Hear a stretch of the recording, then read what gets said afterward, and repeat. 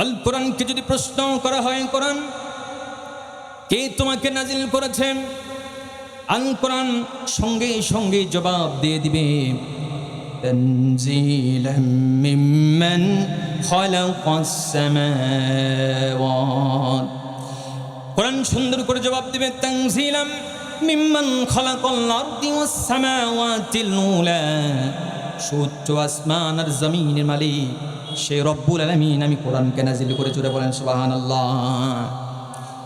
এবার যদি কোরআনকে জিজ্ঞেস করা হয়, ও কোরআন বুঝলাম আল্লাহ রব্বুল আলামিন তোমাকে নাজিল করেছে, ও কোরআন এই পৃথিবীতে আগমনের পূর্বে তুমি কোথায় ছিলে? কোরআন সঙ্গে সঙ্গে জবাব দিয়ে দিবে, বাল হুয়া কুরআনুম মাজিদুন ফি লাওহিম মাহফুজ। আল্লাহু আকবার। কোরআন সুন্দর করে জবাব দিয়ে দিবেন, বাল হুয়া কুরআনুম মাজিদ ফি লাওহিম মাহফুজ। মহামান্বিত সম্মানিত এই কিতাব আল্লাহ রব্বুল আলামিন আল্লাহ তাআলা লাওহে মাহফুজে সংরক্ষণ করে রেখেছেন। আল্লাহ পাক লাওহে মাহফুজ থেকে আল্লাহ রব্বুল আলামিন এই পৃথিবীতে আমাকে নাজিল করে দিয়েছে। আমার ভাইয়েরা, কোরআনকে যদি জিজ্ঞেস করা হয়, কোরআন আল্লাহ পাক তোমাকে লাওহে মাহফুজ থেকে পৃথিবীতে পাঠিয়ে দিয়েছে, ও কোরআন কার উপর তুমি নাজিল হয়েছ? কোরআন সুন্দর করে জবাব দিয়ে দিবে, কোরআন সুন্দর করে জবাব দিবেন, তাবারাকাল্লাযী নাযালাল ফুরকানা আলা আবদিহি লিয়াকুনা লিল আলামিন নাযীরা। আল্লাহু আকবার। কোরআন তো সুন্দর করে জবাব দিয়ে দিবে। আমার ভাইয়েরা, এই কোরআনের নাম শুধুমাত্র কোরআন নয়, এই কোরআনের আরো একটি নাম রয়েছে, সেই নামটি হচ্ছে ফুরকান। সেই নামটি কি? ফুরকান শব্দের অর্থ হচ্ছে সত্য মিথ্যার মাঝে পার্থক্যকারী। কোরআন মিথ্যাকে ধ্বংস করে দিয়ে সত্যের পতাকাকে উড্ডীন করে দিয়ে, জোরে বলেন সুবহানাল্লাহ। ও আমার ভাইরাম, ও আমার বন্ধুগণ, আল্লাহ পাক এমন কিতাব নাজিল করে দিয়েছেন। আল্লাহ পাক বলছেন, এই কিতাব এমন কিতাব আমি আল্লাহ নাজিল করে দিলাম। শুধুমাত্র আমি আল্লাহ চ্যালেঞ্জ ছুড়ে দিলাম না, বান্দা তুমি দিয়ে দিলাম। আল্লাহ রব্বুল আলামিন বলছেন, ওয়া ইন কুনতুম ফি রাইবিম মিম্মা নাযালনা আলা আবদিনা ফাআতু বিসূরাতিন মিন মিথলি। আল্লাহু আকবার। আল্লাহ রাব্বুল আলামিন বলছেন, ওয়া ইন কুনতুম ফি রাইবিম মিম্মা নাযালনা আলা আবদিনা ফাতু বিসূরাতিন মিন মিথলি। ও পৃথিবীর মানুষ, তোমাদের কাছে আমি চ্যালেঞ্জ ছুড়ে দিলাম, কে আছো? আমি আল্লাহ যেই কিতাব নাজিল করেছি, বিন্দু মাত্র যদি কারো অন্তরে, কারো দিলের মধ্যে সন্দেহ থেকে থাকে, তাহলে ও আমার ভাইরা, আল্লাহ পাক বলছেন, ও গোলাম, আমার কোরআনুল কারীমের মধ্যে ছোট সূরাও আছে, বড় সূরাও আছে, সব চাইতে ছোট্ট একটা সূরার মতো সূরা তোমরা বানায়া দেখাও। ও ইসলামপুরের মুসলমান, ও পাবনার যুবক ভাইরা, তোমাদের কাছে প্রশ্ন রেখে দিলাম, যে আল্লাহ এত চ্যালেঞ্জ যুক্ত একটা কিতাব দিয়েছেন, বলেন তো পৃথিবীর কোনো দার্শনিক, পৃথিবীর কোনো লেখক আল্লাহ রাব্বুল আলামিনের একটা সূরা, কোরআনুল কারীমের সূরার মতো সূরা কি কোনোদিন বানাতে পারবে? সূরা তো দূরের কথা, একটি মাত্র আয়াত বানাতে পারবে না, একটি মাত্র শব্দ বানাতে পারবে না। আল্লাহ রাব্বুল আলামিন এমন একটা কবিতা আকারে কিতাব নাজিল করে বান্দাদেরকে জানিয়ে দিলেন।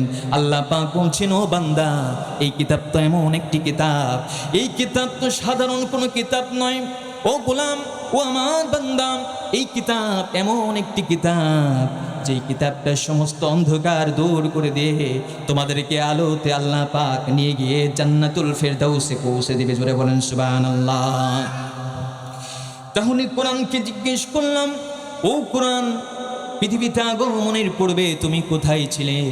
কোরআন সুন্দর করে জানিয়ে দিলেন, এই পৃথিবীতে আগমনের পূর্বে আল্লাহ পাক আমাকে লাওহে মাহফুজে সংরক্ষণ করে রেখেছিলেন। এরপর জিজ্ঞেস করলাম, কোরআন তুমি কার উপরে নাজিল হয়েছ?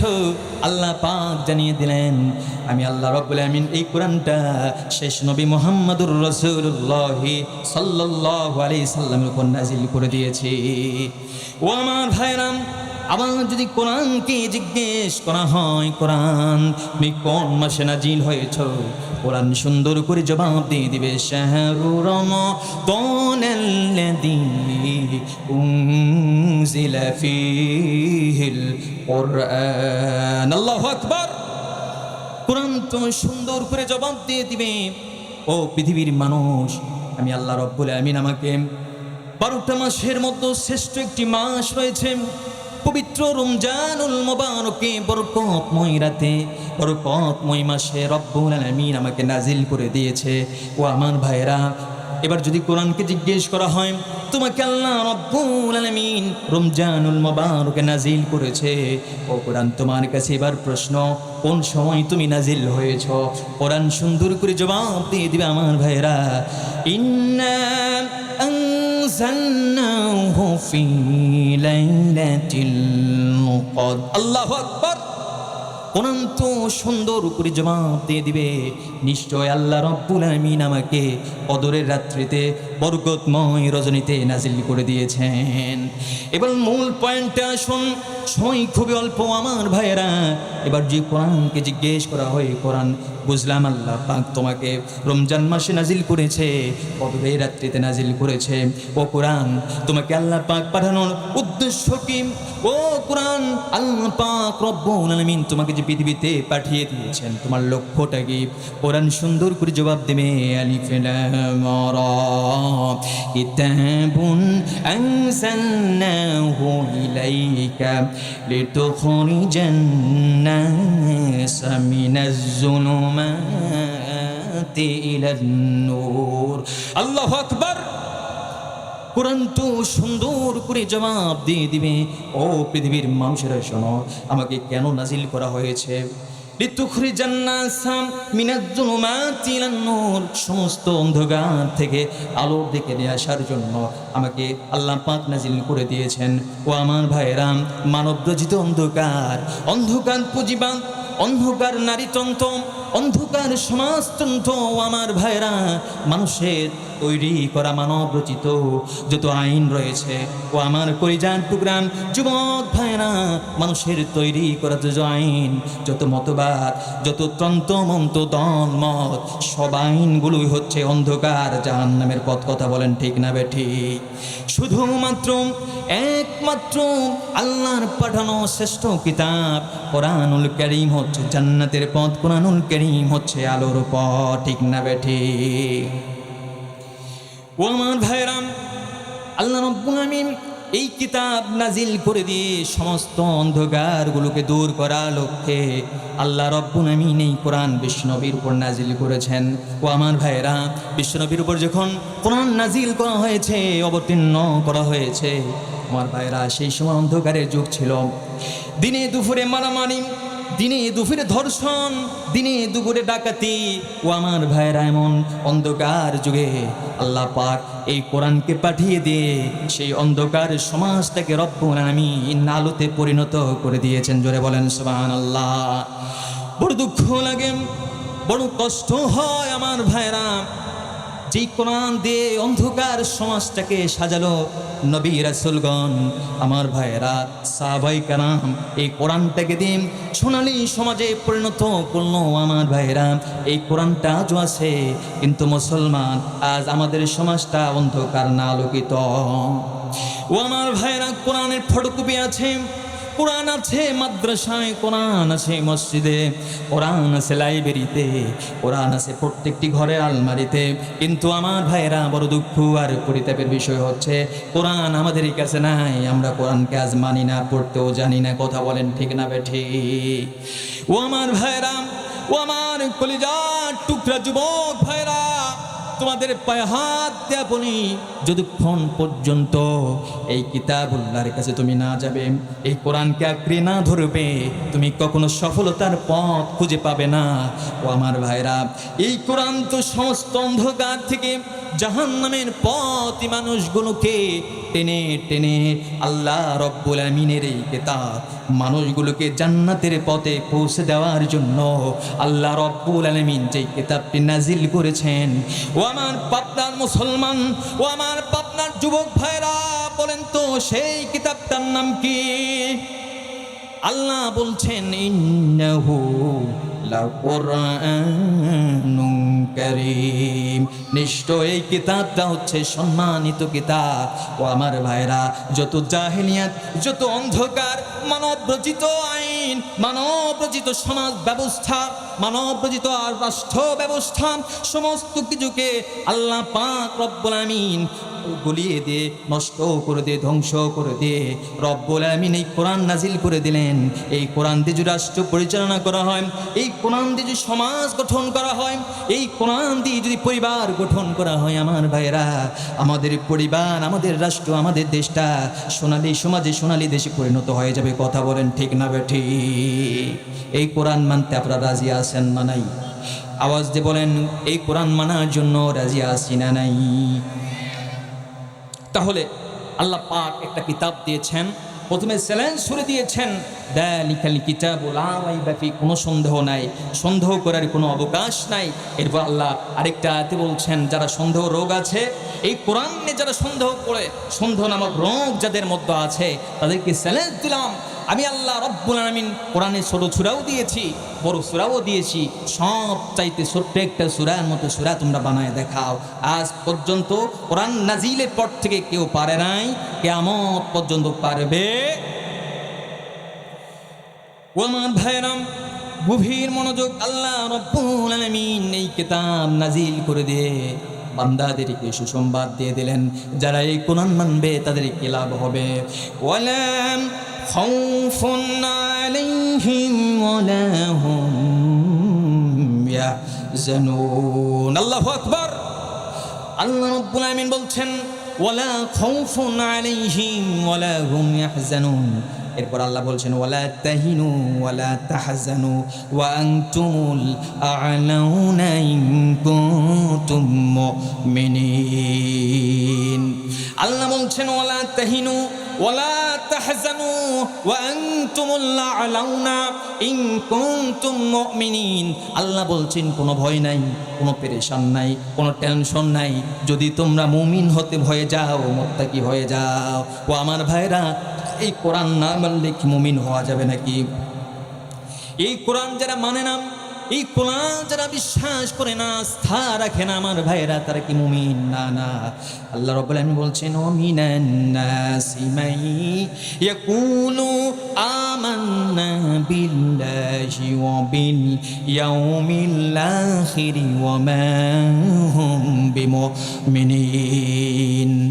আল্লাহ বলছেন, নবী হে, আপনার উম্মতের মধ্যে এমন কিছু মানুষ আছে যারা বলে আমান্না বিল্লাহ, আমরা আল্লাহর প্রতি ঈমান এনেছি এবং শেষ দিবস কিয়ামত দিবসকেও আমরা বিশ্বাস করি।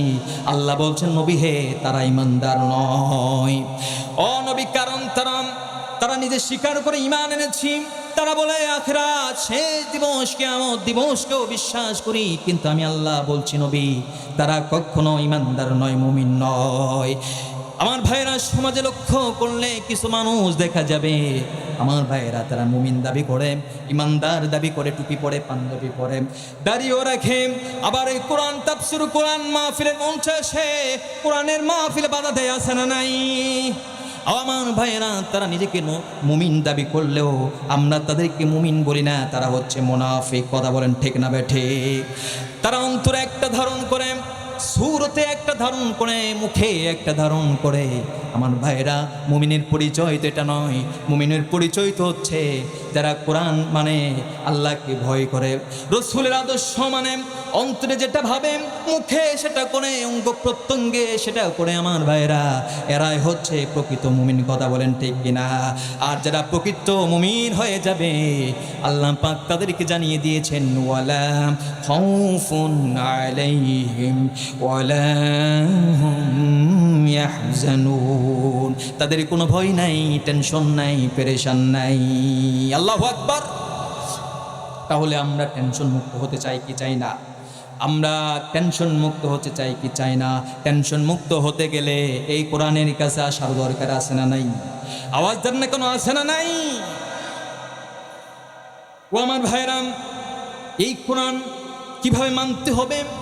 এমনও মানুষ আছে, আল্লাহ পাক বলছেন, এই কিতাব তো এমন একটা কিতাব, এই কিতাবের একটি মাত্র সূরা নয়, একটি মাত্র আয়াত নয়। ও আমার ভাইয়েরা, এই কোরআনের একটি মাত্র শব্দ না মানার কারণে আমার ভাইয়েরা তারা কাফের হয়ে যাবে।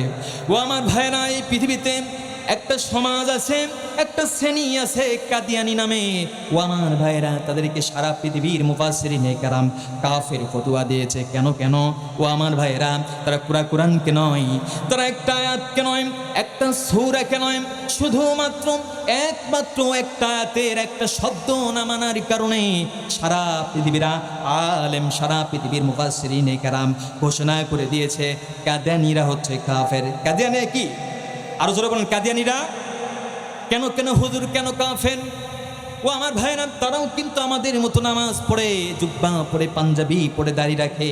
তাহলে তাদেরকে কেন কাফের ঘোষণা করা হলো? আল্লাহ রাব্বুল আলামিন বলছেন, মা কানা মুহাম্মাদুন আবা আহাদিম মির রিজালিকুম ওয়ালাকির রাসূলুল্লাহি ওয়া খাতামান নাবিয়্যিন। আল্লাহু আকবার। এই যে আয়াতটির মধ্যে আল্লাহ বলেছেন বিশ্বনবী মুহাম্মাদুর রাসূলুল্লাহ সাল্লাল্লাহু আলাইহি সাল্লাম হচ্ছে শেষ নবী, বিশ্বনবীর পরে আর কোনো নবী আসবে। কিন্তু এই কাদিয়ানীদের সম্প্রদায় একজন লিডার আছে, গোলাম আহমদ কাদিয়ানী, সে নিজেকে নবী দাবি করেছে। আমার ভাইরা, এই সম্প্রদায়টা কোরআন সব মানে, কিন্তু মাত্র একটি আয়াত অস্বীকার করেছে। এই আয়াতের মধ্যে একটা শব্দ আছে খাতাম। নবী, বিশ্ব নবী মুহাম্মাদুর রাসূলুল্লাহ সাল্লাল্লাহু আলাইহি ওয়াসাল্লাম হচ্ছে পৃথিবীতে শেষ নবী, খাতাম, শেষ নবী।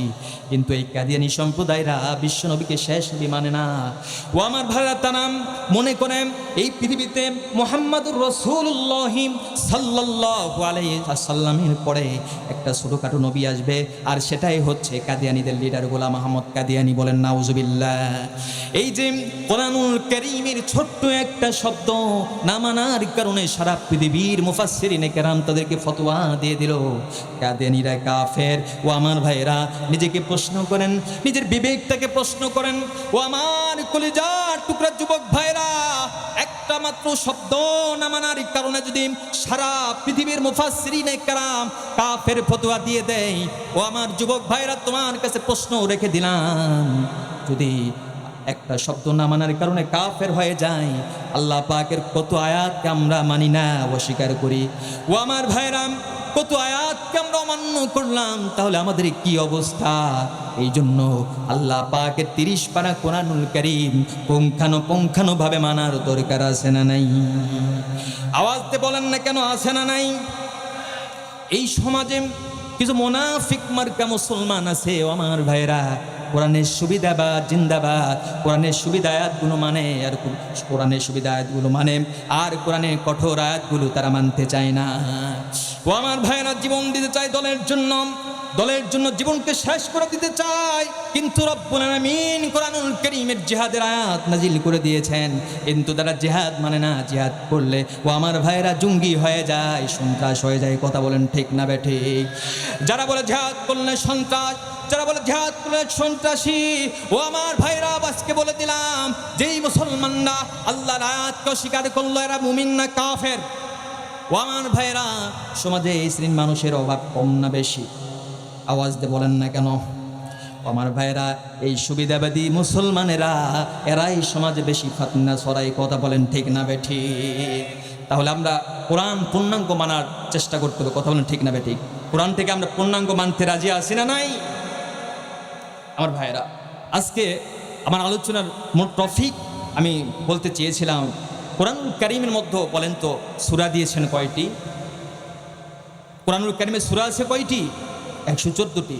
114টি সূরার মধ্যে একটা সূরা আছে আমার ভাইয়েরা, সূরাতুল কাহাফ। কোন সূরা? এই সূরা আল্লাহ রাব্বুল আলামিন কোরআনুল কারীমে হচ্ছে 18 নম্বর সূরা, 15তম পারা, 18তম সূরা সূরাতুল কাহাফ। ও আমার ভাইয়েরা, এই সূরার মোটিভ হচ্ছে, এই সূরার উদ্দেশ্য হচ্ছে আমার ভাইয়েরা, একদল তরুণ ছিল, ইয়ং জেনারেশন, তারা মান রক্ষার জন্য আমার ভাইরা বাড়িঘর ছেড়ে দিয়ে সব কিছু ত্যাগ করে এই যুবকগুলি গুহায় আশ্রয় নিয়েছিল। আর আল্লাহ রব্বুল আমিন এত পছন্দনীয় হয়েছিল এদের এই কাজটা, আল্লাহ পাক গুহা নামেই একটি সূরা নাজিল করে দিয়েছেন। যারা বলেন সুবহানাল্লাহ। তাহলে এই সূরাটা আমার ভাইরা অনেক ফজিলতপূর্ণ একটা সূরা। এই সূরার মুসলিম শরীফে হাদিস বর্ণিত হয়েছে, বিশ্বনবী সাল্লাল্লাহু আলাইহি সাল্লাম বলেছেন, এই সূরার প্রথম 10টি আয়াত যদি কেউ মুখস্থ করে আল্লাহ পাক তাকে যেই কিয়ামতের যে অন্ধকার আসবে আমার ভাইরা, সে অন্ধকার থেকে আল্লাহ পাক তাকে আলো দান করবেন, জোরে বলেন সুবহানাল্লাহ। দাজ্জালের ফিতনা থেকে আল্লাহ পাক তাকে বাঁচিয়ে দিবেন, জোরে বলেন সুবহানাল্লাহ। আবার আমার ভাইরা এই সূরাটা যে জুমাবারে কেউ তেলাওয়াত করে আল্লাহ পাক এক সপ্তাহ থেকে পরের সপ্তাহ পর্যন্ত রব্বুল আমিন আল্লাহ পাক তার জিম্মাদারি ব্যবস্থা করে দেন, জোরে বলেন সুবহানাল্লাহ। আল্লাহ পাক আসমান আর জমিনের ফাঁকা জায়গাটা নেক দ্বারা পরিপূর্ণ করে দেন, জোরে বলেন সুবহানাল্লাহ।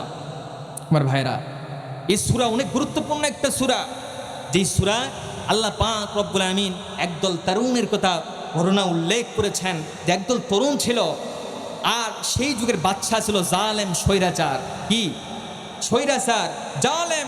আমার ভাইরা মনে করে যে হুজুর স্বৈরাচার তো নতুন বের হলো না, স্বৈরাচার আগে ছিল। ও আমার ভাইরা এই কোরআন নাজিলের আগে থেকে স্বৈরাচার ছিল। প্রত্যেক নবীর যুগে স্বৈরাচার ছিল কি ছিল না? প্রত্যেক নবীকে টর্চার করেছে, কথা বলেন ঠিক না বেঠে? এই স্বৈরাচারের আবির্ভাব 2025 সালে নয় আমার ভাইরা, আজ থেকে 1400 বছর পূর্বে স্বৈরাচার ছিল, এখনো আছে, কিয়ামত পর্যন্ত থাকবে, কথা বলেন ঠিক না বেঠে? ও আমার ভাইরা গভীর মনোযোগ, আল্লাহ রাব্বুল আমিন এই যে একটা সূরা দিলেন সূরাতুল কাহাফ, ও আমার ভাইরা কেন আল্লাহ পাক নাজিল করলেন?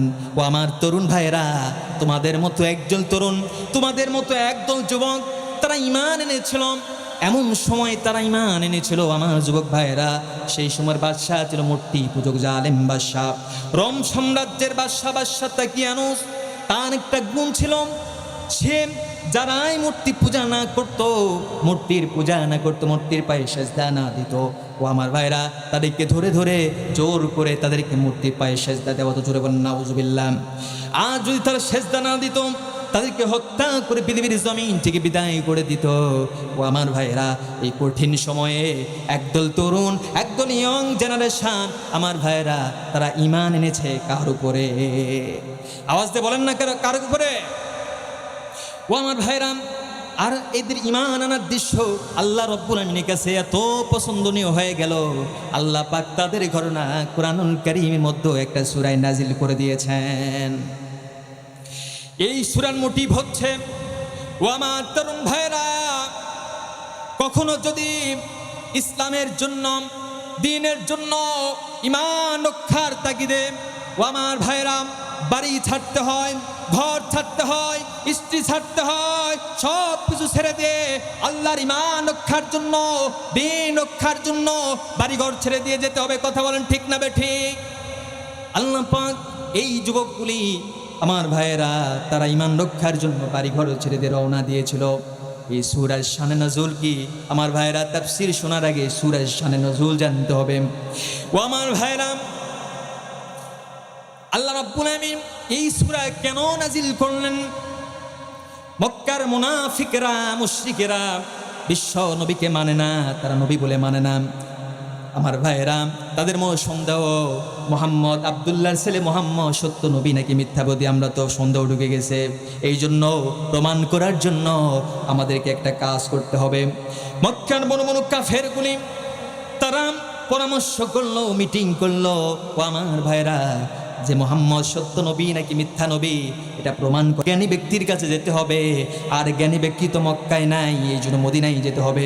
তখনকার ইহুদিরা ছিল খুব জ্ঞানী ব্যক্তি, ও আমার ভাইরা, আর ইহুদি আলেমরা তারা মক্কায় থাকতো না, তারা মদিনায় থাকতো। এই জন্য দুইজন কাফেরকে নিযুক্ত করা হলো, তোমরা মদিনায় চলে যাবে, ইহুদি আলেমের কাছে গিয়ে তাকে জিজ্ঞেস করবাম আমাদের মক্কার মধ্যে এমন একজন ব্যক্তির আবির্ভাব হয়েছে যার নাম হচ্ছে মুহাম্মদ সাল্লাল্লাহু। এই মুহাম্মদ নামের ব্যক্তিটি নিজেকে নবী দাবি করছে। আমার ভাইয়েরা, ও ইহুদি আলেম, আপনি বলে দেন মুহাম্মদ কি সত্য নবী নাকি মিথ্যাবাদী? এটা আমরা কিভাবে প্রমাণ করব?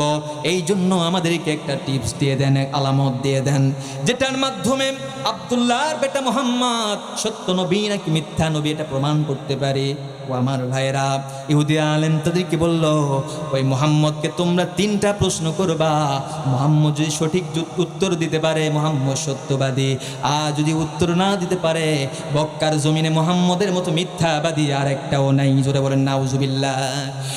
ও আমার পাবনার মুসলমানরা, ও আমার পাবনার যুবক ভাইরা, মুহাম্মাদুর রাসূলুল্লাহ সাল্লাল্লাহু আলাইহি ওয়াসাল্লাম সত্য নবী নাকি মিথ্যা নবী? ইহুদি আলেম দেখতে বললেন, ও মক্কার কাফেররা, তাকে তুমি তিনটা প্রশ্ন করবা। এক নাম্বার প্রশ্ন করবা, একদল তরুণ ছিল, একদল যুবক ছিল, যারা নিজের ঈমানকে রক্ষার জন্য বাড়িঘর ছেড়ে দিয়ে গুহায় আশ্রয় নিয়েছিল। ও মুহাম্মদ, তুমি যদি সত্য নবী হয়ে থাকো তাহলে সেই যুবকদের ঘটনা খুলে বলো।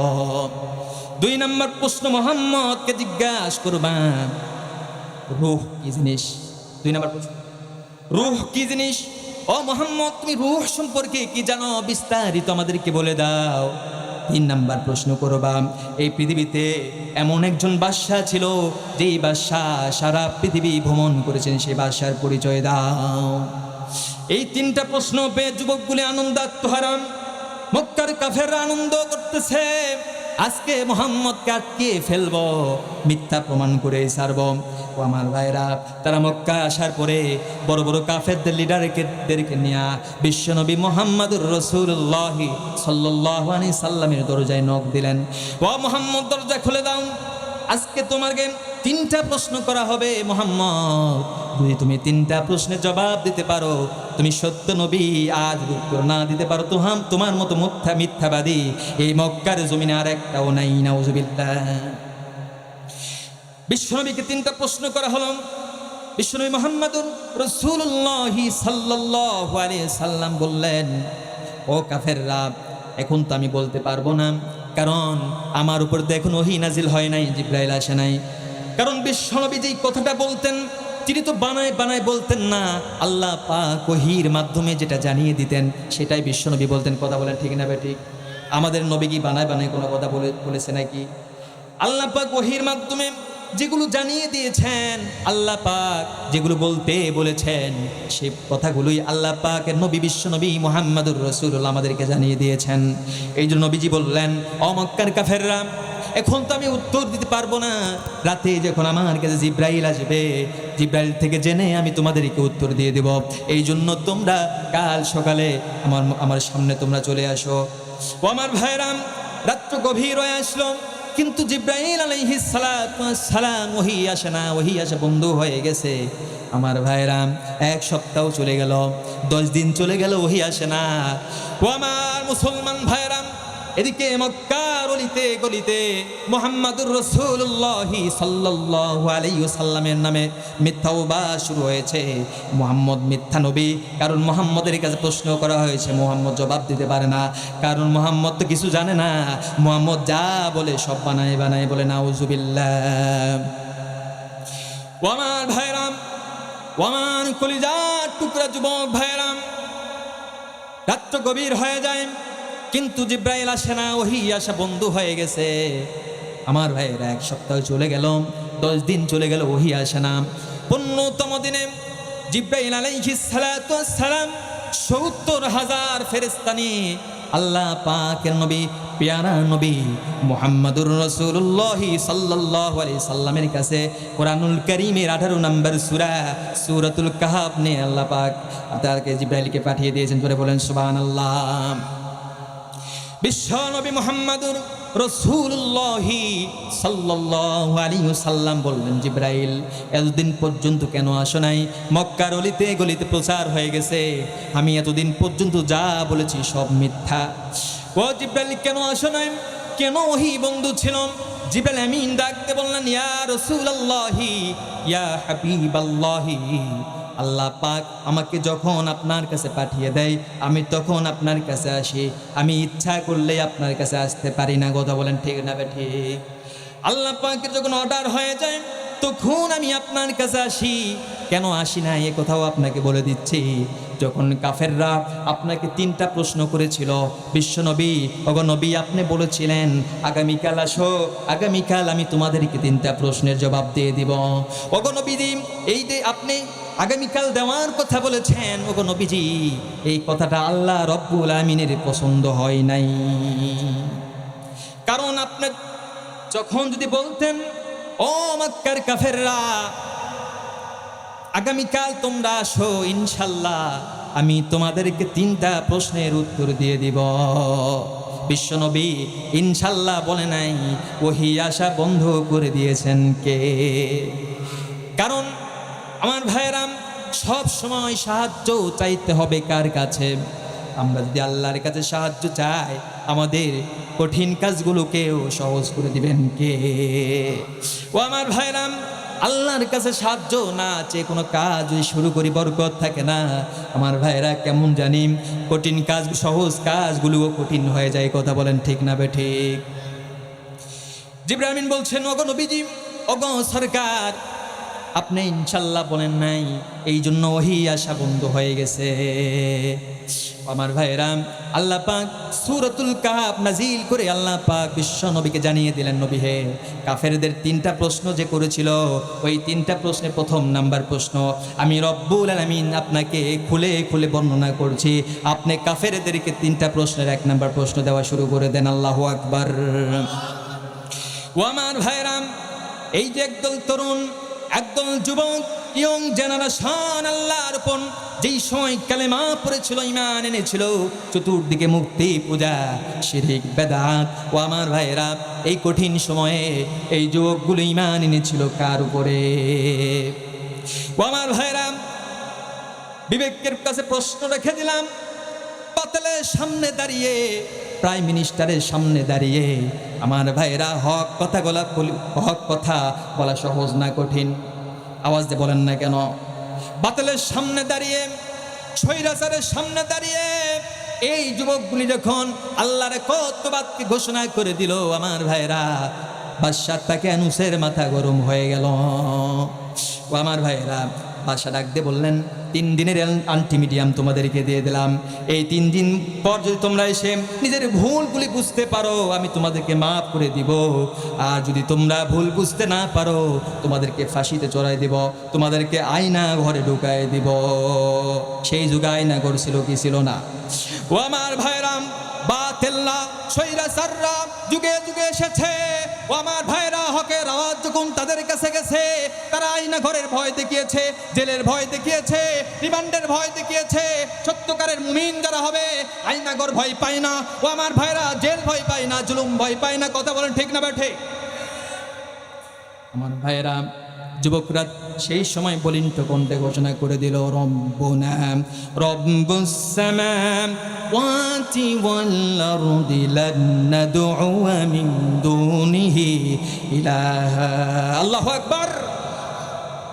যখন বাদশাহ তাকিয়ানুস তাদেরকে বলল, তোমরা এক আল্লাহর একত্ববাদকে ছেড়ে দাও, মূর্তি পূজা করো, তখন এই যুবকগুলি বলিষ্ঠ কণ্ঠে ঘোষণা করে দিল, আমরা তো ওই রবকে মানি যিনি আসমানের রব, জমিনের রব। ওই রবকে ছাড়া আমরা অন্য কোনো ইলাহকে ডাকতে পারবো না, মানতেও পারবো না। আল্লাহু আকবার। ও ইসলামপুরের যুবক ভাইরা, ও পাবনার যুবক ভাইরা, এই আসহাবে কাহফের যুবকগুলির মতো নিজের ঈমানকে বৃদ্ধি করম। বাতিলের সামনে দ্বার প্রান্তে দাঁড়িয়ে, ও আমার ভাইরা, ঈমানের অগ্নি পরীক্ষা দিয়ে মৃত্যুর আগ পর্যন্ত ঈমানটাকে টিকিয়ে রাখার দরকার আছে না নাই? ও আমার ভাইরা, এই যে যুবকগুলি 3 দিনের আলটিমেটাম নিয়ে রাজপ্রাসাদ থেকে বের হয়ে আসলো, রাজপ্রাসাদ থেকে বের হয়ে আসে এই 7 জন যুবক পরামর্শ করলো, আমরা যদি এখন এই এলাকায় থাকি, এই বাদশার আন্ডারে থাকি, তাহলে তো আমরা শিরিক করে ফেলবো, ঈমান আমাদের চলে যাবে। এই জন্য না, এখানে থাকা যাবে না, আমাদেরকে এলাকা ছেড়েই চলে যেতে হবে। এই যুবকগুলি তারা অচেনা এক রাস্তায় তারা রওনা দিয়ে দিল। নির্দিষ্ট কোনো থাকার জায়গা নাই, নির্দিষ্ট কোনো খাবারের ব্যবস্থা নাই। ও আমার ভাইরা, কিন্তু তাদের বিশ্বাস আস্থা ছিল কার উপরে? গুহাম আল্লাহর প্রতি আস্থা রাখবে, আল্লাহর প্রতি বিশ্বাস স্থাপন করবে আমার ভাইরা, যত কঠিন কাজ হোক না কেন সেই কঠিন কাজকে সহজ করে দিবেন তিনি কে? এই যুবকগুলি হাঁটতে হাঁটতে আমার ভাইরা তাদের পিছনে একটা কুকুর রওনা দিয়েছে। আমার ভাইরা আল্লাহ রব্বুল আমিন মুমিনদেরকে সাহায্য করার জন্য কত কুদরত আল্লাহ পাক জহির করেছেন। এই যুবকরা যখন রওনা দিয়েছে, এই যুবকদের পিছনে আল্লাহ পাক তাদের পাহারা দেওয়ার জন্য একটা কুকুর লেলিয়ে দিয়েছে। ও আমার ভাইরা সেই কুকুরটির নাম হচ্ছে কিতমির। এই কুকুরটির নাম কি? অনেক হাদিসে এসেছে আল্লাহ পাক এই কুকুরটিকেও জান্নাতে দিয়ে দিবেন। ও আমার ভাইরা এই যুবকগুলি যখন রওনা দিয়েছে, একটা গুহা, একটা পাহাড়ের পাদদেশে গিয়ে একটা গুহার মধ্যে তারা ঢুকে গেল। ঢুকে আমার ভাইরা গুহা মুখে গিয়ে যুবকগুলি দোয়া করলো, রব্বানা আতিনা মিন লাদুনকা রাহমাতাও ওয়া হাইয়্যি লানা মিন আমরিনা রাশাদা। আল্লাহু আকবার। এই যুবকগুলি ডাকতে বললাম, রব্বানা আতিনা মিন লাদুনকা রাহমা, হে আমাদের রব, আমাদের উপর রহমত নাজিল করুন এবং আমাদের পথটাকে আপনি সহজ করে দেন। আল্লাহ রব্বুল আমিন কি সাহায্য মুমিনদেরকে পাঠিয়ে দিলেন। ও আমার ভাইরা আল্লাহ পাকের উপর যারা ভরসা করে, আল্লাহ পাকের উপর যারা ভরসা স্থাপন করে, বিশ্বাস স্থাপন করে, যে সাহায্য আল্লাহ পাক কুদরতি সাহায্য পাঠিয়ে দেয়, আমার ভাইরা পৃথিবীর জমিনে কোনো মানুষের মস্তিষ্কেও সেই সাহায্য ধরবে না। আল্লাহ পাক আয়াত নাজিল করলেন, ফাদরাবনা আলা আযানিহিম ফিল কাহফি সিনিনা আদাদা। আল্লাহু আকবার। আল্লাহ রব্বুল আমিন ডাকতে বললেন, আমার বান্দাগুলি যখন সাহায্য চাইলো, আমি আল্লাহ কি সাহায্য পাঠালাম? ও পৃথিবীর মানুষেরা শোনো, আমি আল্লাহ তাদের কানের মধ্যে পর্দা দিয়ে দিলাম, আর কয়েক বছর আমি আল্লাহ তাদেরকে ঘুম পাড়ায় রাখলাম। এই জন্য বিপদে পড়লেন, মুসিবতে পড়লেও আমার ভাইরা সর্বপ্রথম সাহায্য চাইতে হবে কার কাছে? আওয়াজ দিয়ে বলেন, কার কাছে? আমরা সাহায্য চাইব কার কাছে? ও আমার ভাইরা আল্লাহ পাক কি সাহায্য মুমিনদেরকে করেন, এই সূরার মধ্যে আল্লাহ রব্বুল আমিন দৃষ্টান্ত নমুনা দিয়েছে, যেটা আপনার মাথায় কল্পনাও আসবে না। ও আমার ভাইরা এই যুবকরা যখন আল্লাহ রব্বুল আমিনকে সাহায্য চাইল, আল্লাহ রব্বুল আমিন তাদের কানের মধ্যে পর্দা দিয়া কয়েক বছর ঘুম পাড়ায় রাখলেন। এরপর কি সাহায্য তাদেরকে করলেন? ও আমার ভাইরা আল্লাহ পাক বলছেন, وترى الشمس إذا طلعت تزاور عن كهفهم ذات اليمين وإذا غربت تقرضهم ذات الشمال। আল্লাহু আকবার। এই যে তাদেরকে কয়েকশো বছর ঘুম পাড়ায় রাখলেন, এই ঘুমের দৃশ্যটা কেমন ছিল আল্লাহ পাক খুলে খুলে বর্ণনা করেছেন। ওয়াতারা শামসা ইযা তালাত তাজাওয়ারু আন কাহফিহিম যাতাল ইয়ামিনি ওয়া ইযা গরাবাত তাকরিদুহুম যাতাশ শিমাল। আমি আল্লাহ এই যে যুবকরা যখন ঘুমিয়ে গেল, আমি আল্লাহ সকালবেলা যখন সূর্যটা উদয় করে দিব, সেই সময় আমি আল্লাহ সূর্যটাকে একটু বাঁকা করে উঠায় দিলাম। আবার আমি আল্লাহ সূর্য যখন ডুবায় দিব, আমি আল্লাহ রব্বুল আমিন সূর্যটাকে একটু বাঁকা করে ডুবায় দিলাম। কেন কেন? এই যে সূর্যের আলো লাগলে ঘুম ভেঙে যাবে। ও আমার ভাইয়েরা, এটা তো আমাদের বানানো কোনো কথা নয়। আমরা যদি জানালার পাশে ঘুমিয়ে যাই, সূর্যের আলো যদি চোখে পড়ে যায়, চেহারায় পড়ে যায়, আমাদের এই ঘুমটা ভেঙে যাবে কি যাবে না? ও আমার ভাইয়েরা, এটা আজকের কথা নয়, এটা 1400 বছর পূর্বে বলে দিয়েছেন কে? এই যে সূর্যের আলো যেন তাদের চোখের মধ্যে না পড়ে, এই জন্য আল্লাহ পাক সূর্যটাকে বাঁকা করে উঠিয়ে দিলেন। দেখেন আল্লাহ পাক ইমানদারদেরকে, মুমিনদেরকে কিভাবে সাহায্য করেন। ও আমার ভাইরা, শুধু তাই নয়, আল্লাহ রব্বুল আমিন বলছেন, এই যে সূর্যটাকে বাঁকা করে তাদেরকে আমি ঘুম পাড়ার জন্য ব্যবস্থা করে দিলাম। ও আমার ভাইরা, আল্লাহ পাক এই যে শত শত বছর তাদেরকে ঘুম পাড়ায় রাখলেন। ও আমার ভাইরা, এক জায়গায় যদি আমরা ঘুমে যাই, তাহলে আমাদের শরীরের মধ্যে পোকামাকড় লাগবে কি লাগবে না? কেউ যদি বছরের পর বছর একটা জায়গার মধ্যে শুয়ে থাকে, ঘুমিয়ে যায়, তাহলে ও আমার ভাইরা পোকামাকড় আমাদের শরীর লাগার দরকার আছে না নাই?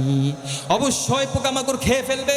এই যে পোকামাকড় যেন না খায়, রব্বুল আমিন সে ব্যবস্থাও করে দিলেন।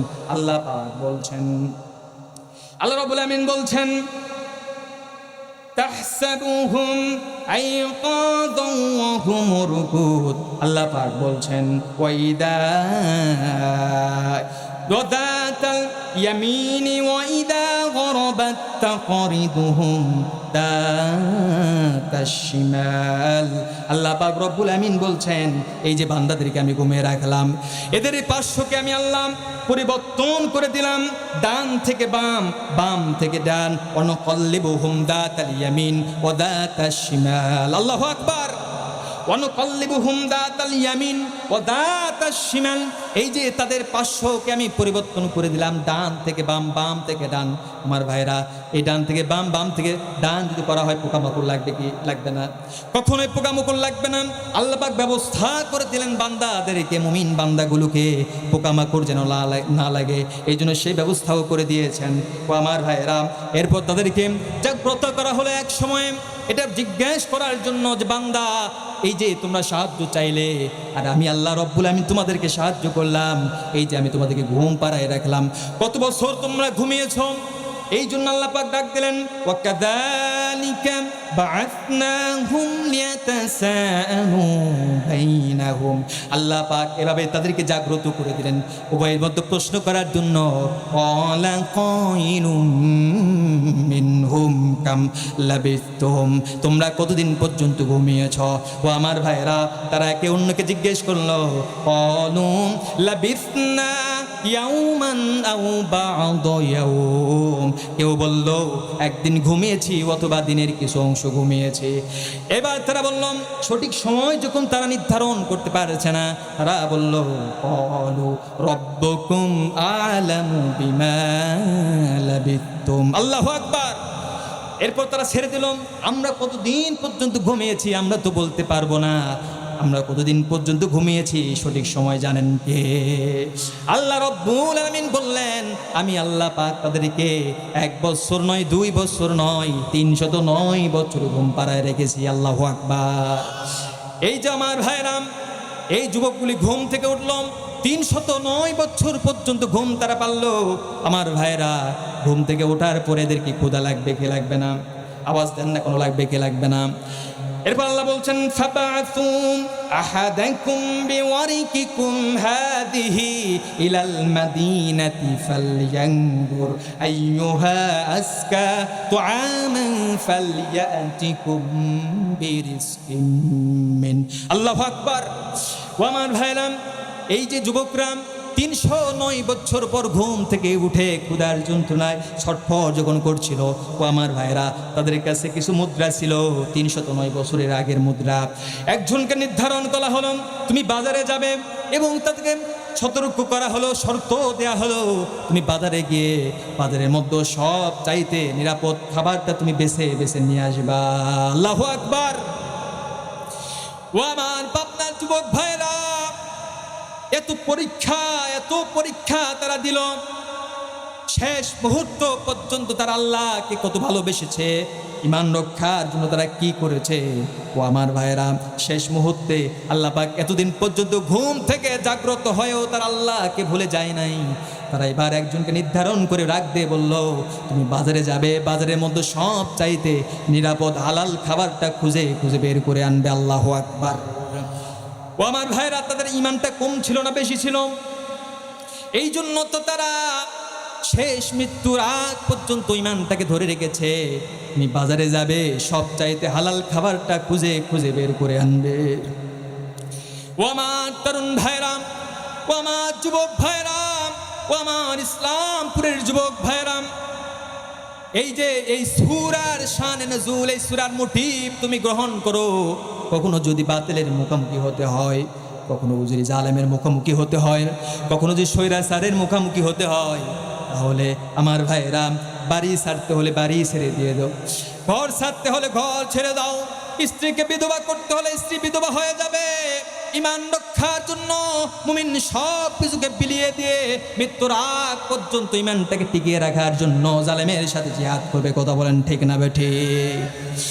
এই সূরা থেকে, এই ঘটনা থেকে শিক্ষা গ্রহণ করো। শক্তি যদি না থাকে, শক্তি দিয়ে যদি না হয়, ও আমার ভাইরা, যুদ্ধ যদি না হয়, ধৈর্য দিয়ে যদি না হয়, আমার ভাইরা, পরিশেষে তোমার কাজ হবে ঈমান রক্ষার জন্য বাড়ি ঘর ছেড়ে দিয়ে তুমি চলে যাবে। কথা বলেন ঠিক না বেঠিক? ও ও আমার ভাইরা, এই জন্য বলছিলাম আল্লাহ পাক এই যে সূরাটা নাজিল করে দিয়েছেন, আল্লাহ পাক এটাই জানিয়ে দিচ্ছেন, ও গোলাম, ও বান্দারা, ঈমান রক্ষার জন্য নিজের জীবনটাকে বিলীন করে দাও, নিজের জীবনটাকে আল্লাহর রাহে কুরবান করে দাও। মৃত্যু হতে দেরি, আমি আল্লাহ পাকের জান্নাত তোমার সামনে আসতে দেরি হবে না। আমার ভাইরা, এরকম ঈমান আমাদের আনার দরকার আছে না নাই? আমরা বাতিলের সামনে দাঁড়িয়ে কি ভয় পাবো? আওয়াজ দিয়ে বলেন, ভয় পাবো? ও আমার ভাইরাম, বাতিলের সামনে দাঁড়িয়ে মুমিন কখনো ভয় পায় না, ইমানদাররা কখনো ভয় পায় না। ইমানদার একমাত্র ভয় পায় কাকে? যাদের হৃদয়ে আছে আল্লাহর ভয়, তারা কবু পথ ভুলে যায় না, ঠিক কিনা? যাদের হৃদয়ে আছে আল্লাহর ভয়, তারা কবু পথ ভুলে যায় না। রাতের আধারে যারা সেজদাতে রয়, দু চোখের অশ্রুতে নদী যেন বয়। ছলনার হাতছানি যতই আসো, পিছনে ফিরে সে তাকাই না। কথা বলেন ঠিক না বে ঠিক? রাতের আধারে যারা সেজদাতে রয়, পিছনে ফিরে সে তাকাই না। যাদের হৃদয়ে আছে আল্লাহর ভয়, তারা কবু পথ ফিরে চায় না। যাদের অন্তরে আল্লাহর ভয় আছে, তারা কি পিছু ফিরে তাকায়? যাদের ভিতরে আল্লাহর ভয় আছে, যাদের ঈমান শক্ত, তারা সব সময় সামনে অগ্রসর হয়ে যায়। কথা বলেন ঠিক না ঠিক? কারণ তাদের বিশ্বাস, আস্থা রেখে দিয়েছেন, সব কিছু আল্লাহ পাকের উপর ছেড়ে দেয় মুমিনরা। কথা বলেন ঠিক না ঠিক?